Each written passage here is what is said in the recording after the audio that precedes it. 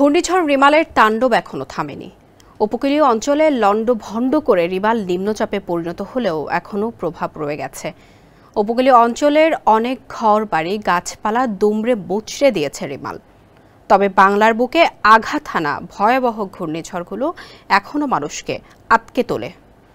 যারা সিডর কিংবা আইলার মতো ভয়াবহ ঘূর্ণিঝড় দেখেছেন তারা মনে করতে পারেন এগুলোই ছিল বাংলায় আঘাত হানা ঘূর্ণিঝড়গুলোর কালো অধ্যায়। কিন্তু এই ঘূর্ণিঝড়গুলোর চেয়েও অধিক শক্তিশালী ঘূর্ণিঝড় আঘাত হানে বাংলার বুকে, যার বাতাসের গতিবেগ ছিল ঘন্টায় 220 কিলোমিটার, আর তাতে মারা যান 5 লাখের মতো মানুষ। বিস্তারিত জানাচ্ছেন সুরজ আহমেদ। ওয়ালটন ফ্যানের অ্যারোডাইনামিক ব্লেড ঘরের কোনায় কোনায় ঠান্ডা বাতাস ছড়িয়ে হাওয়া বদলে নেয়। পৃথিবীতে প্রতি বছর গড়ে 80টি ঘূর্ণিঝড় সৃষ্টি হলেও বেশিরভাগই সমুদ্রে মিলিয়ে যায়, স্থলভাগে পৌঁছায় না সবগুলো। তবে যে ঝড়গুলো উপকূল বা স্থলভাগে আঘাত হানে সেগুলো ভয়াবহ ক্ষতির কারণ হয়ে দাঁড়ায়। প্রতি বছরই এসব ঘূর্ণিঝড়ের কারণে সহায় সম্বল হারায় উপকূলবাসী। ঘূর্ণিঝড় সিডর, আয়লা, ইয়াস, মহাসেন, বুলবুলের আঘাতের ক্ষত এখনও রয়ে গেছে উপকূলীয় অঞ্চলের মানুষের অনেকের জীবনে। প্রতি বছরই এমন প্রাকৃতিক দুর্যোগের মুখোমুখি হন তারা। এর আগের বছরগুলোতে মোখা, সিট্রাং, বুলবুল কিংবা আমফানের ভয়ঙ্কর রূপ দেখেছে দেশের মানুষ। তবে বিভিন্ন সময় এর চেয়েও ভয়ঙ্কর সব ঘূর্ণিঝড় নিঃস্ব করে চলে গেছে বাংলার মানুষদের। বাংলার ইতিহাসে সবচেয়ে বিধ্বংসী ঘূর্ণিঝড় হলো বাকেরগঞ্জ ঘূর্ণিঝড়। প্রাণহানি ও ভয়ঙ্করের দিক থেকে পৃথিবীর ঘূর্ণিঝড়ের ইতিহাসে 6ষ্ঠ স্থান দখল করে আছে এটি।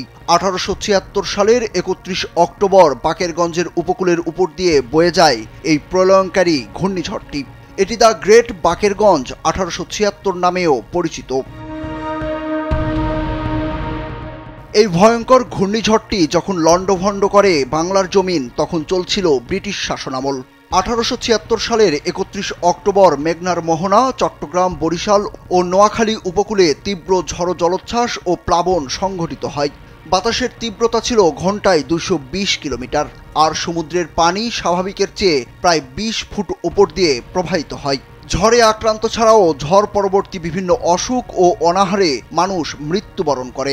আনুমানিক 2 লাখ মানুষের প্রাণহানি ঘটে এই ঘূর্ণিঝড়ে। এর চেয়েও বেশি মানুষ মারা যায় ঘূর্ণিঝড় পরবর্তী মহামারী এবং দুর্ভিক্ষে।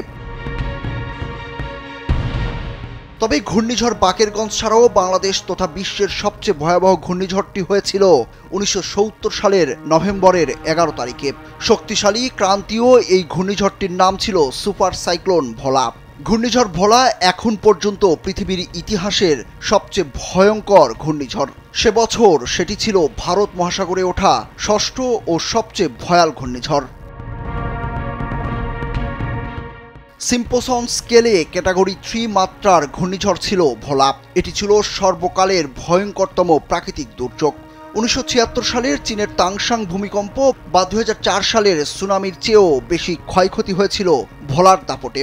এ পর্যন্ত রেকর্ডকৃত ঘূর্ণিঝড় সমূহের মধ্যে এটি সবচেয়ে ভয়াবহ এবং সর্বকালের সবচেয়ে ভয়ঙ্করতম প্রাকৃতিক দুর্যোগের একটি। ধারণা করা হয় এই ঝড়ের কারণে 3 থেকে 5 লাখ মানুষের মৃত্যু হয়েছিল তখন। ঘূর্ণিঝড় ভোলা 8 নভেম্বর বঙ্গোপসাগরে সৃষ্টি হয় এবং ক্রমশ শক্তিশালী হয়ে এটি উত্তর দিকে অগ্রসর হতে থাকে। 11 নভেম্বর এর গতিবেগ সর্বোচ্চ ঘন্টায় 185 কিলোমিটারে পৌঁছায় এবং সে রাতেই উপকূলে আঘাত হানে, যা লন্ডভন্ড করে দেয় পুরো উপকূল। সুরজ আহমেদ, কালবেলা।